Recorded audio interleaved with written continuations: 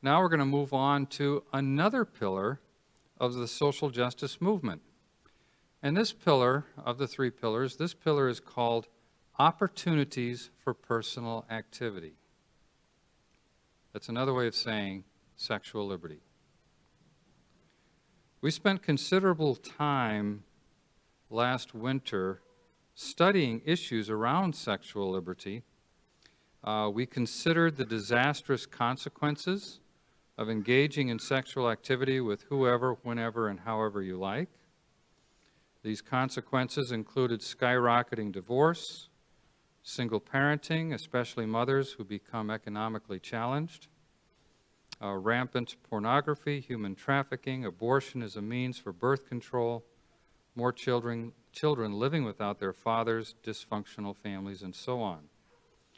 The bottom line to these consequences is the breakdown of the family in the social fabric of responsibility, accountability, and exercising the unique and equally important masculine and feminine attributes toward raising children.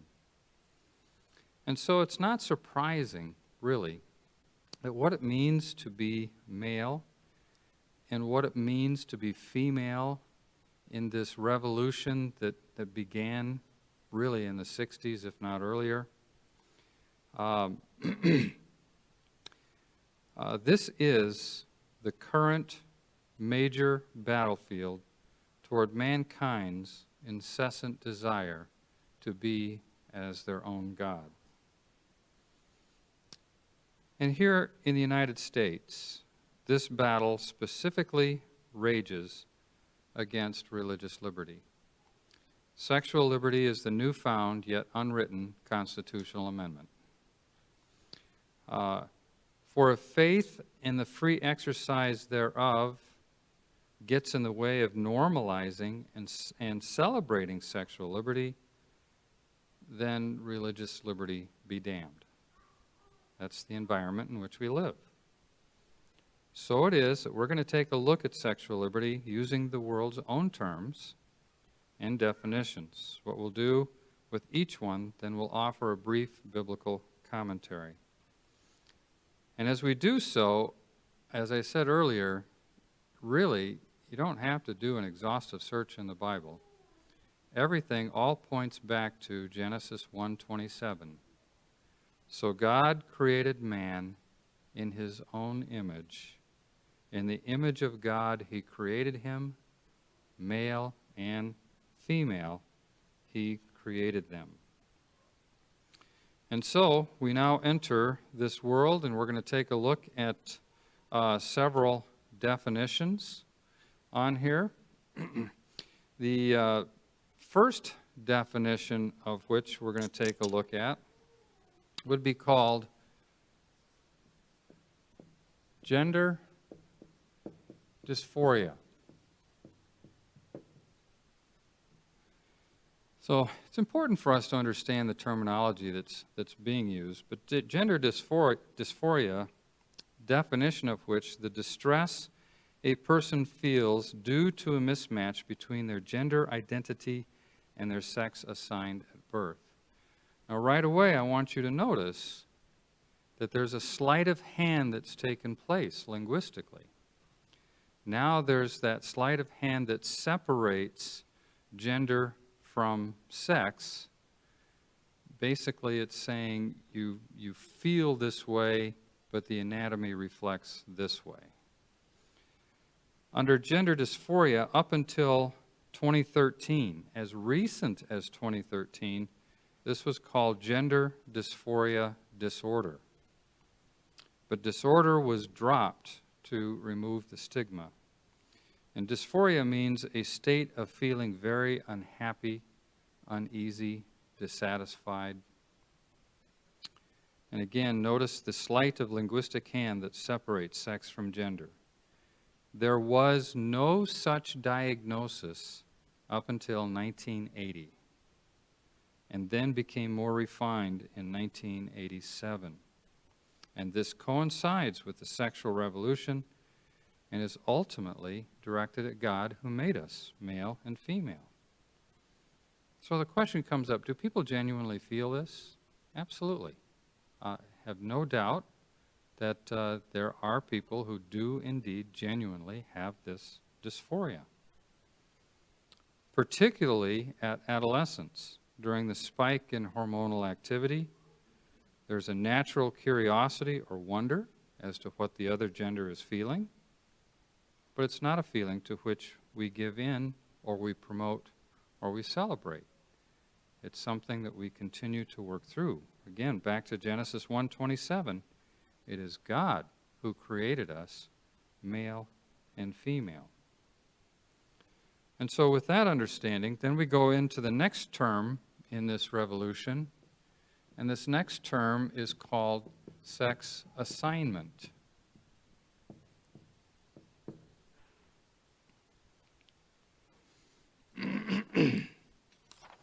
Your handout has the definition there, but sex assignment, again in their own words, is the determination of an infant's sex at birth. You know, in the majority of births, a relative, midwife, nurse, or physician inspects the genital when the baby is delivered, and it's something that's happened throughout all time. I marvel at the people who hold to this view of sex assignment, and again, their linguistic inability to deny an outside determination mechanism. Assignment naturally assumes an assigner. Biological maleness or femaleness is indeed imposed. Each person either has an XX chromosome or an XY chromosome. I'm going to find one of these markers that works. This declaration of boy versus girl has been made upon inspection at birth for thousands upon thousands of years, all the way to Adam and Eve. And shouldn't be surprising because, once again, Genesis 1:27, we're made in God's image, male and female. The next term that's used then is, there we go, gender identity.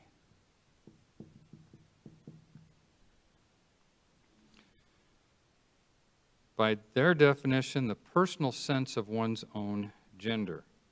According to this view, gender identity can correlate with a person's assigned sex at birth or differ from it. Again, this is where the sleight of hand takes place. I am not a man until I identify as a man. I determine my manness, which is absolutely consistent with existential philosophy, where my existence, my reason for being, is self-determined. I am the captain of my identity. Again, this is a direct usurpation of God by making myself my own God and giving me the ability to identify as to what I want to identify. Which then brings us to transgender.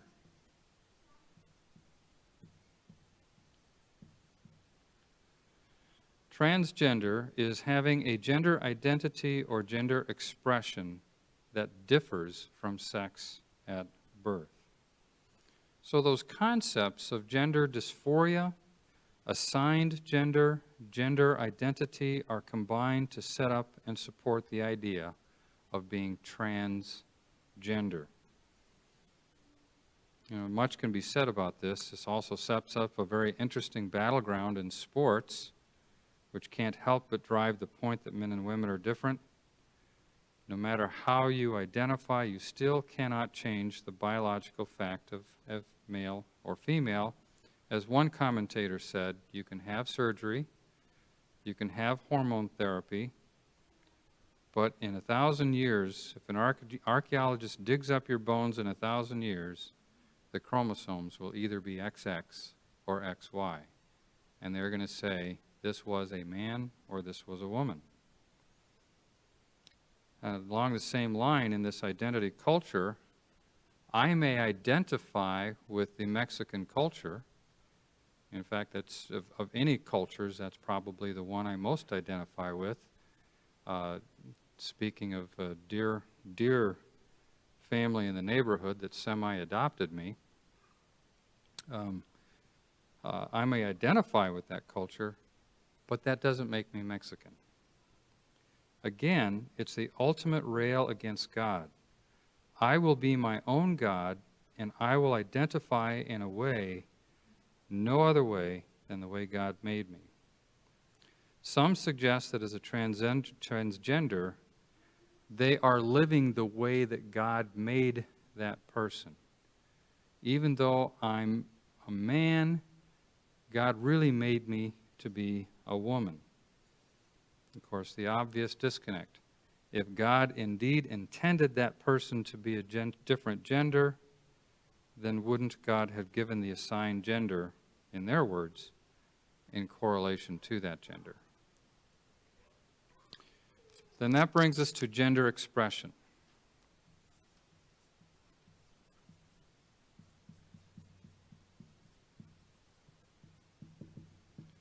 I think we'll spend most of our time in this area. A person's behavior, mannerisms, interests, and appearance that are associated with gender in a particularly culture context, specifically with the categories of femininity or masculinity.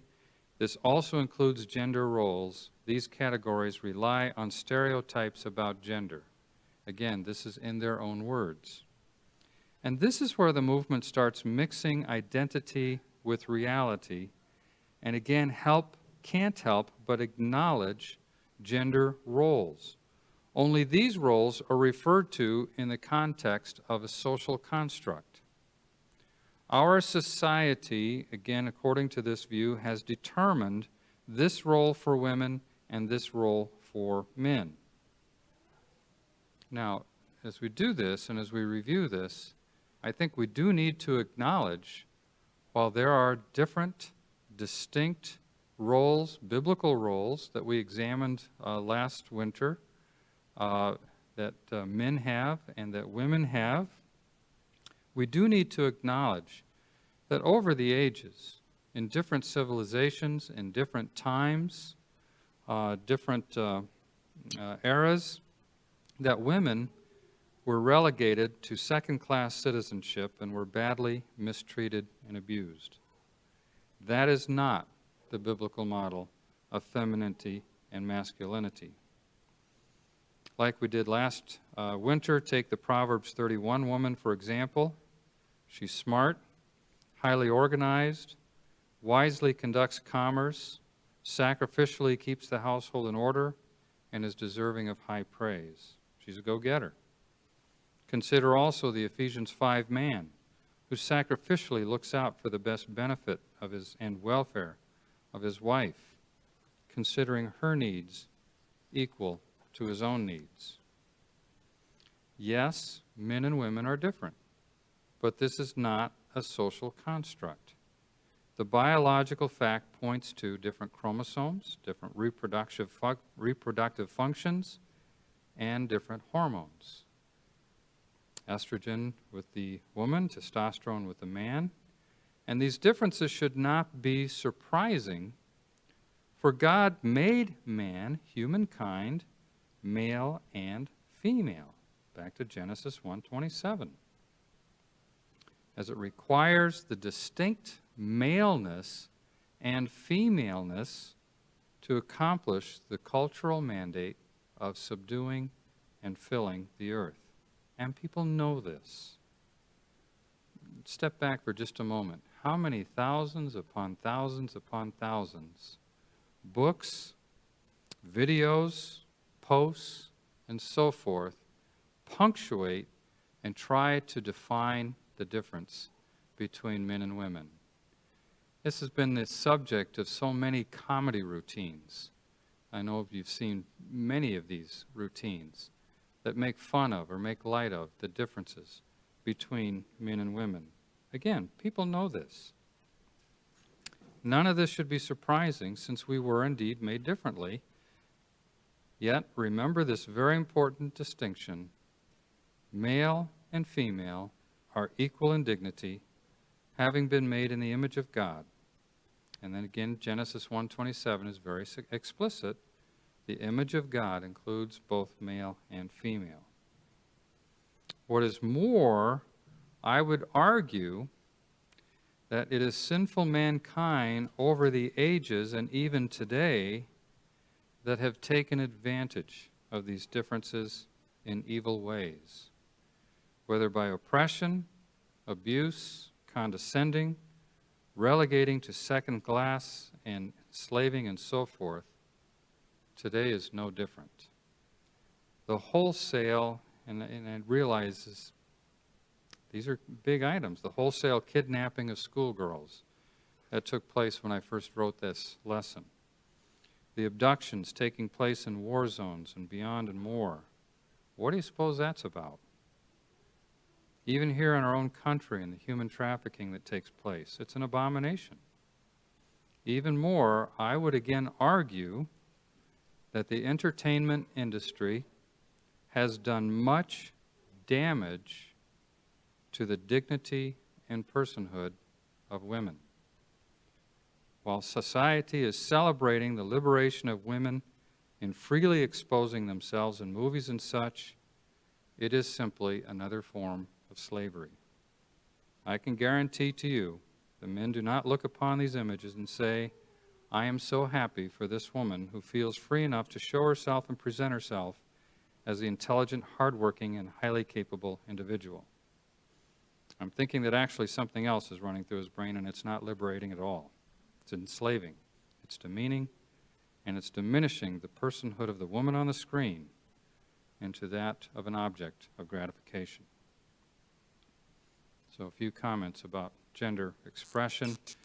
A few other terms to go through before we dig into our response. Next one is Cis Gender. People whose gender identity matches the sex that they were assigned at birth. Note that cis and trans are opposite prefixes. Again, there is the concept that sex assignment and gender identity don't necessarily match, but if they do, jackpot, you are cisgender. Then there is gender fluidity.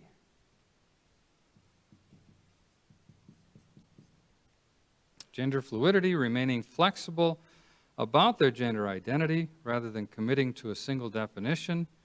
They may fluctuate between differing gender expressions over their lifetime or express multiple aspects of various gender markers at the same time. Of course, this is absolutely logical. Since gender identity is determined by the individual, then what naturally follows is gender fluidity. And then finally, we get to gender binary.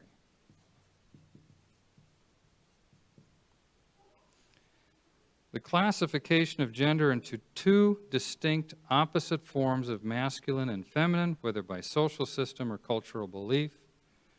And this is where those of us who hold to the Christian worldview are castigated as those who follow a socially constructed binary system. So gone is the vernacular of our times, him, her, he, she. In fact, it's not uncommon, at least weekly, I'll get an email from somebody in an organization where below the name is listed their preference. He, him, or so on, or somebody else would be the she and her, or Z, or they, them, or they choose their particular expression. And so here's our response. So as we review these terms and consider these terms, first, our immediate reaction is typically the attacks being made on the Christian faith, and even our ability to exercise that faith in public discourse, in business, in the church, with our children, public policy, and so on. Well, we need to consider our response. And that, what I just described is very real. Don't know where this is going. Only the Lord knows. But there may come a time, if everything continues on this trajectory, there may come a time where Christian institutions or businesses of Christian owners, or even churches themselves, that our ability to select leadership becomes removed and must consider these new types of identities, opposite to what we would hold according to faith. But I'm going to take our response a little different direction, similar to what we did last winter. I want to take this on a personal level. As we consider our response, remember, we are sinners, saved by grace through the precious blood of Jesus Christ. We did not earn our adoption as sons and daughters of the Most High God. This is not a works righteousness thing. We're not painting an A or an S or anything else on a person when they walk in. They are simply somebody like us, beggars. We are beggars who found the bread, and we want to share that bread. And so it is that I'm going to end this part with the same list that we discussed when we studied what the Bible said about such things as abortion and homosexuality. And so first and foremost, let us present the gospel with civility, friendliness, compassion, and love. That's first and foremost. The rants and the raves and the digs that's so prevalent in social media and elsewhere, I would say has no place in the life of a Christian. That's not how we present the gospel.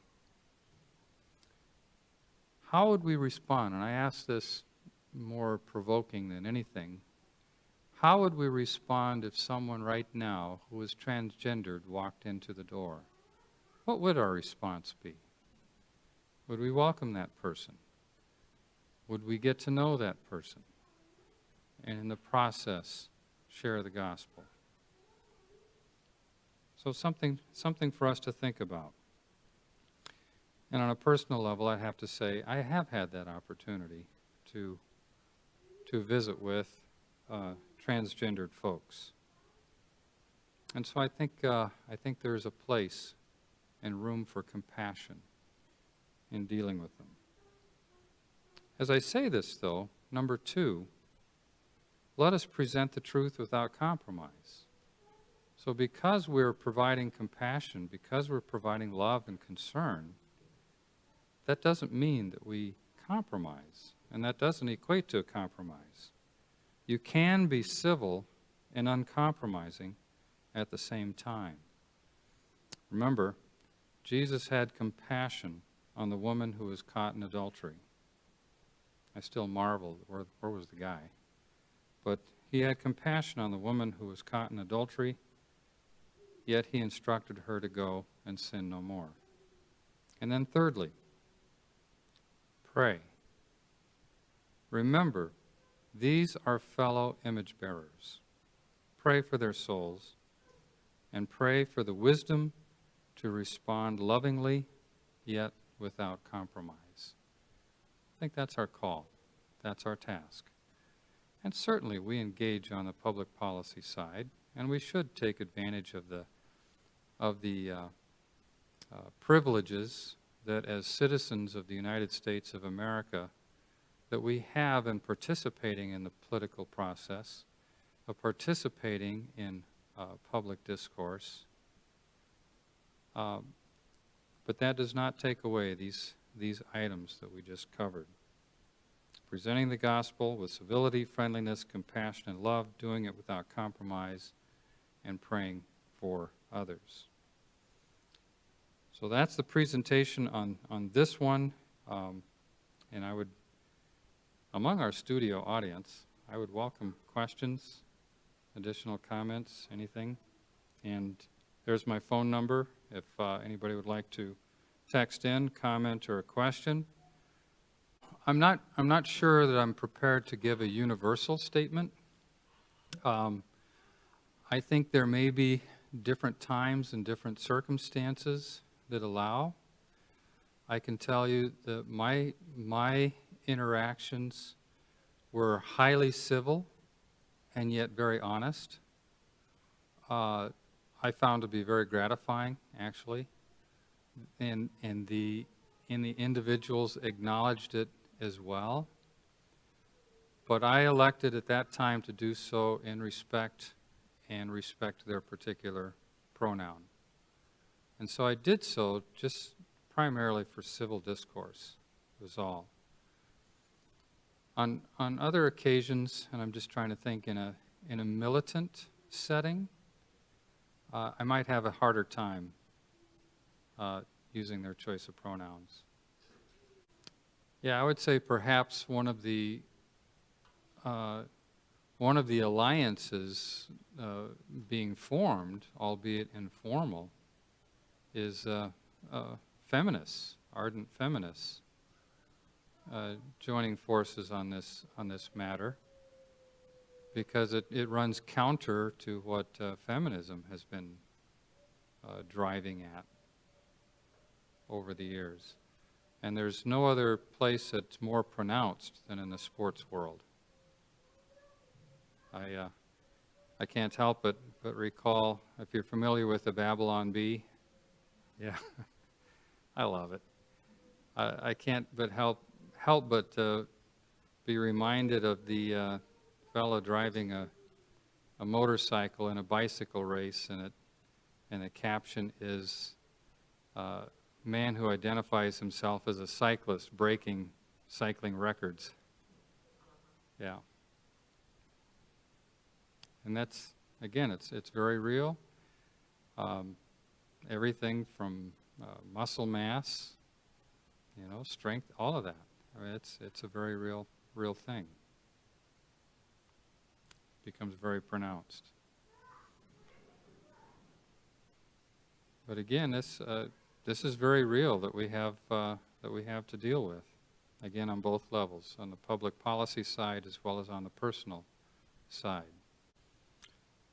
Yeah, I think, and I apologize for our listeners. What Amy pointed out is absolutely right.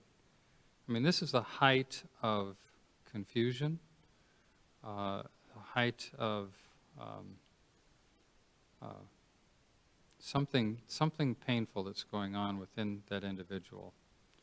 And so it does elicit from us a sense of compassion for the individual. And I can say in my visits, that's exactly what I found, is my sense that, wow, this person's really hurting, that is taking these kind of steps and very, very confused. But see, this is being thrust upon us. And I think the other part that just pains me deeply, and I think Amy brings up a good point, this is being thrust upon our children. That there are children who are not old enough to decide whether or not to take aspirin, and yet are encouraged to undergo these trans hormonal therapies or surgeries or such because of what they're feeling at 10 years old, at 14 years old. It boggles my mind, and it just greatly pains me to see this with the children. Again, let's present the gospel, do so without compromise, and keep praying.